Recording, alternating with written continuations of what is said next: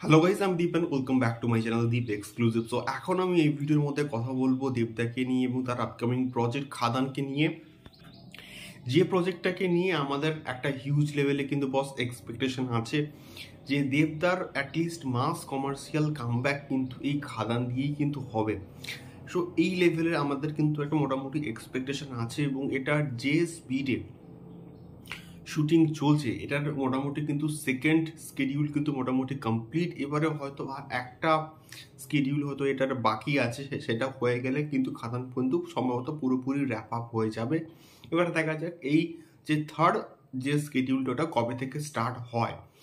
এবারে খাদান সংক্রান্ত যে বিষয়টাকে নিয়ে কথা বলবো সেটা কিন্তু প্রচণ্ড এক্সাইটিং। সো প্রিভিয়াসলি আমরা কিন্তু একটা আপডেট পেয়েছিলাম এবং বনি সেনগুপ্ত যাকে কিনা অ্যাপ্রোচ করা হয়েছিল একটা খাদানের নেগেটিভ শেড ক্যারেক্টারের জন্য, সেটা বনি সেনগুপ্ত কিন্তু মোটামুটি রিজেক্ট করেছিল। এটা বনি নিজেই কিন্তু একটা ইন্টারভিউতে কিন্তু জানিয়েছিল।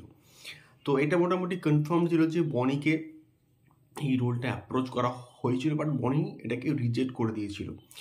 এবারে সেই রোলটা গিয়েছিল হচ্ছে অমর্ত্য রায়ের কাছে এবং অমর্ত্য রায়ও নাকি এই রোলটা করতে নারাজ, এমনটাই কিন্তু মোটামুটি খবর। বর্তমানে যে রোলটা প্লে করছে আমাদের জন ভট্টাচার্য, জনকে আমরা কিন্তু প্রিভিয়াসলি দেখেছি দেবদারই একটা প্রজেক্টে, তার নাম ছিল প্রধান, এবং প্রধান দেবদার প্রিভিয়াস রিলিজ কিন্তু ছিল।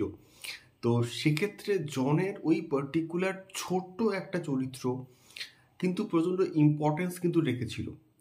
এবারে আমি চাইবো এখানে যেহেতু খাদানের এই পার্টিকুলার রোলটা প্রচণ্ড ইম্পর্টেন্ট এবং নেগেটিভ শেড একটা ক্যারেক্টার, তাকে এখানে একটা স্পেস দেওয়া হবে, তাকে এখানে অনেকটা বেশি ইম্পর্টেন্স দেওয়া হবে। তার কারণটা হচ্ছে ওই ছোট্ট একটা চরিত্রে কিন্তু জন জাস্ট ফাটিয়ে দিয়েছিল। এবারে দেখা যাক তাকে এখানে কোন চরিত্রে দেখা যায় এবং তার চরিত্রটা অ্যাকচুয়ালি কতটা নেগেটিভ সেটের হয়, এটাই কিন্তু দেখার মতো বিষয়পত্র হবে। দেখা যাক খাদানকে নিয়ে যত এক্সাইটিং আপডেট আসছে, খাদানকে নিয়ে এক্সপেকটেশন কিন্তু অনেকটা বেড়ে যাচ্ছে কন্টিনিউয়াসলি। তো এই প্রজেক্টটা ভালো হোক, সত্যি বলতে আমি মন থেকে চাই, এবং খাদান দুর্দান্ত একটা ব্যবসা করুক। এবং এটা কিন্তু এখনো অবধি যে আপডেট সোলো রিলিজ কিন্তু হচ্ছে, মোটামুটি নামি পত্রিকার যা আপডেট সেই অনুযায়ী কিন্তু জুনের এন্ডে কিন্তু খাদান মোটামুটি মুক্তি পাওয়ার কথা।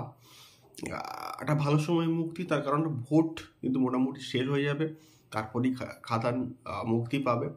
এখন থার্ড এবং সম্ভবত শেষ যে স্কেডিউল তার কিন্তু কাজ সম্ভবত স্টার্ট হবে, রেকির কাজ কিন্তু চলছে। এবার দেখা যাক থার্ড স্কেডিউলটা কবে স্টার্ট হয়। এটাই ছিল মেনলি একটা আপডেট।